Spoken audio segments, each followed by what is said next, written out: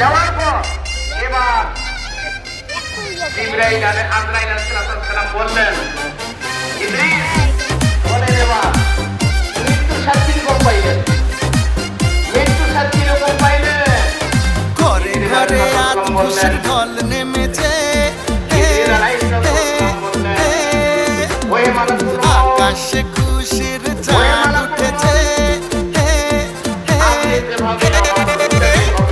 ঘরে ঘরে আতশের ঢল নেমেছে, আকাশে খুশির চাঁদ উঠেছে। ঈদ এসেছে আবার ঈদ এসেছে, বছর ঘুরে আবার ঈদ এসেছে।